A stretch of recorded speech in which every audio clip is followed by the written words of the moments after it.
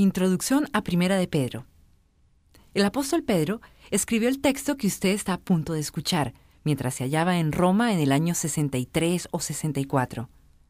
Al escuchar sus palabras, tenga presente que Pedro sabía lo que significaba negar a Jesús, soportar castigos físicos, recibir amenazas, y pronto sería martirizado por su lealtad a Cristo. También había visto cómo morirían sus amigos y la iglesia se dispersaba. Pero él conocía a Cristo, y nada podría sacudir su confianza en su Señor resucitado. Por eso, le escribió a la iglesia sufriente que se hallaba esparcida por todo el mundo romano. Consuela a los creyentes con la esperanza de la vida eterna y los exhorta a llevar una vida santa y leal a Cristo. Observe mientras escucha cómo Pedro explica que aquellos que sufren como seguidores de Cristo se convierten en colaboradores de aquel que sufrió por nosotros. Primera carta de Pedro, capítulo 1. Pedro, apóstol de Jesucristo, a los elegidos, extranjeros dispersos por el Ponto, Galacia, Capadocia, Asia y Bitinia, según la previsión de Dios el Padre, mediante la obra santificadora del Espíritu, para obedecer a Jesucristo y ser redimidos por su sangre, que abunden en ustedes la gracia y la paz. Alabado sea Dios, Padre de nuestro Señor Jesucristo. Por su gran misericordia nos ha hecho nacer de nuevo mediante la resurrección de Jesucristo, para que tengamos una esperanza viva y recibamos una herencia indestructible, incontaminada e inmarchitable. Tal herencia está reservada en el cielo para ustedes, a quienes el poder de Dios protege mediante la fe hasta que llegue la salvación que se ha de revelar en los últimos tiempos. Esto es para ustedes motivo de gran alegría, a pesar de que hasta ahora han tenido que sufrir diversas pruebas por un tiempo. El oro, aunque perecedero, se acrisola al fuego. Así también la fe de ustedes, que vale mucho más que el oro, al ser acrisolada por las pruebas, demostrará que es digna de aprobación, gloria y honor cuando Jesucristo se revele. Ustedes lo aman a pesar de no haberlo visto, y aunque no lo ven ahora, creen en él y se alegran con un gozo indescriptible y glorioso, pues están obteniendo la meta de su fe, que es su salvación. Los profetas que anunciaron la gracia reservada para ustedes estudiaron y observaron esta salvación. Querían descubrir a qué tiempo y a cuáles circunstancias se refería el Espíritu de Cristo que estaba en ellos cuando testificó de antemano acerca de los sufrimientos de Cristo y de la gloria que vendría después de estos. A ellos se les reveló que no se estaban sirviendo a sí mismos, sino que les servían a ustedes. Hablaban de las cosas que ahora les han anunciado los que les predicaron el Evangelio por medio del Espíritu Santo enviado del cielo. Aún los mismos ángeles anhelan contemplar esas cosas. Por eso, dispónganse para actuar con inteligencia, tengan dominio propio, pongan su esperanza completamente en la gracia que se les dará cuando se revele Jesucristo. Como hijos obedientes, no se amolden a los malos deseos que tenían antes cuando vivían en la ignorancia. Más bien, sean ustedes santos en todo lo que hagan, como también es santo quien los llamó. Pues está escrito, sean santos porque yo soy santo. Ya que invocan como Padre al que juzga con imparcialidad las obras de cada uno, vivan con temor reverente mientras sean peregrinos en este mundo. Como bien saben, ustedes fueron rescatados de la vida absurda que heredaron de sus antepasados. El precio de su rescate no se pagó con cosas perecederas, como el oro o la plata, sino con la preciosa sangre de Cristo, como de un cordero sin mancha y sin defecto. Cristo, a quien Dios escogió antes de la creación del mundo, se ha manifestado en estos últimos tiempos en beneficio de ustedes. Por medio de él, ustedes creen en Dios, que lo resucitó y glorificó, de modo que su fe y su esperanza están puestas en Dios.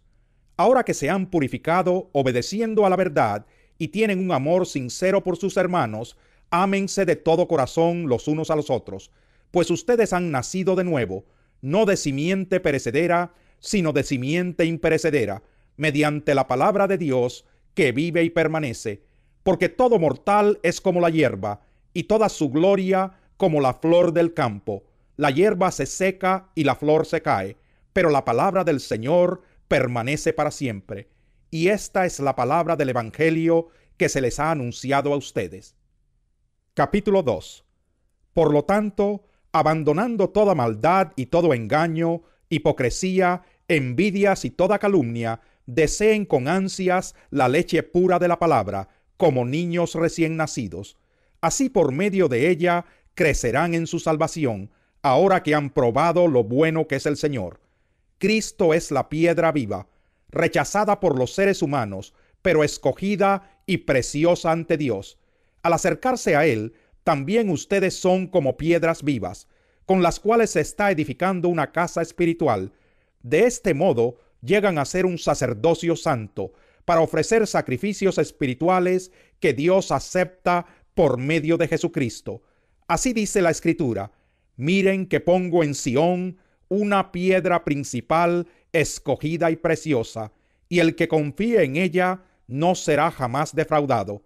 Para ustedes los creyentes, esta piedra es preciosa, pero para los incrédulos, la piedra que desecharon los constructores ha llegado a ser la piedra angular, y también una piedra de tropiezo y una roca que hace caer. Tropiezan al desobedecer la palabra, para lo cual estaban destinados. Pero ustedes son linaje escogido, real sacerdocio, nación santa, pueblo que pertenece a Dios, para que proclamen las obras maravillosas de aquel que los llamó de las tinieblas a su luz admirable. Ustedes antes ni siquiera eran pueblo, pero ahora son pueblo de Dios. Antes no habían recibido misericordia, pero ahora ya la han recibido. Queridos hermanos, les ruego como a extranjeros y peregrinos en este mundo, que se aparten de los deseos pecaminosos que combaten contra la vida. Mantengan entre los incrédulos una conducta tan ejemplar que, aunque los acusen de hacer el mal, ellos observen las buenas obras de ustedes y glorifiquen a Dios en el día de la salvación. Sométanse por causa del Señor a toda autoridad humana, ya sea al rey como suprema autoridad o a los gobernadores que él envía para castigar a los que hacen el mal y reconocer a los que hacen el bien.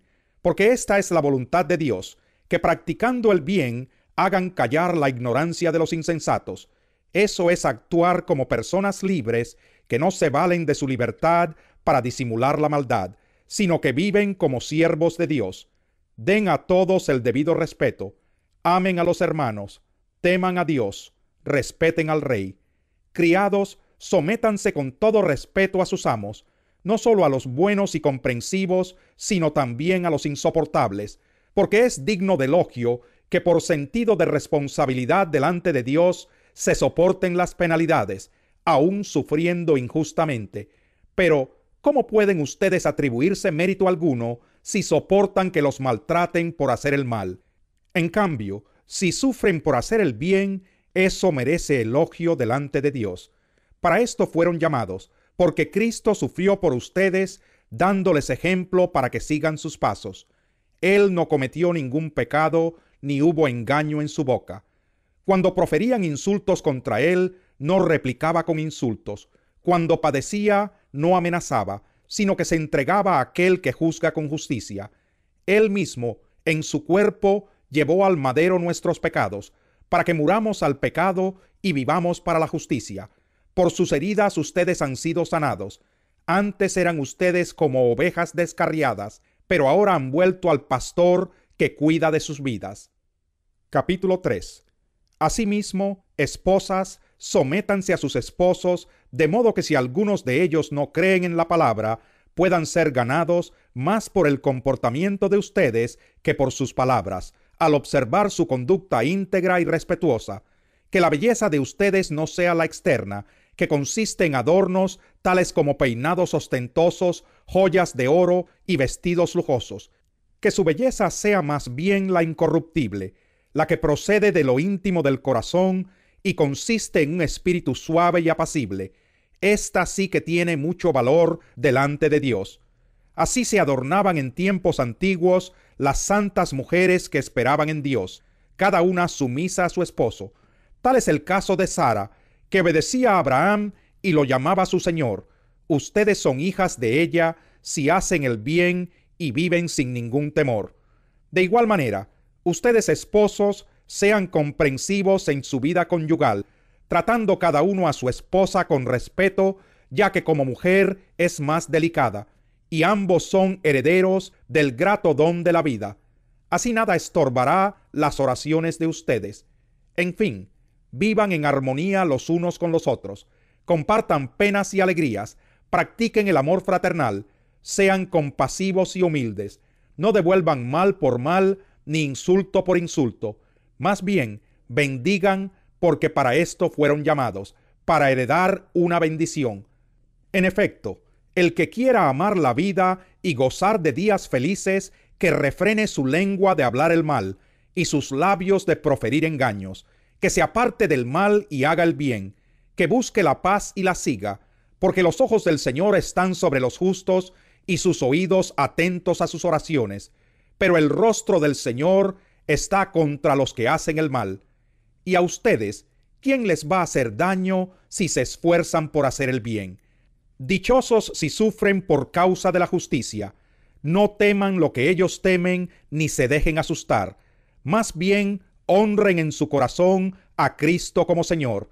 Estén siempre preparados para responder a todo el que les pida razón de la esperanza que hay en ustedes, pero háganlo con gentileza y respeto, manteniendo la conciencia limpia, para que los que hablan mal de la buena conducta de ustedes en Cristo se avergüencen de sus calumnias. Si es la voluntad de Dios, es preferible sufrir por hacer el bien que por hacer el mal, porque Cristo murió por los pecados una vez por todas, el justo por los injustos, a fin de llevarlos a ustedes a Dios. Él sufrió la muerte en su cuerpo, pero el Espíritu hizo que volviera a la vida. Por medio del Espíritu fue y predicó a los espíritus encarcelados, que en los tiempos antiguos, en los días de Noé, desobedecieron cuando Dios esperaba con paciencia mientras se construía el arca.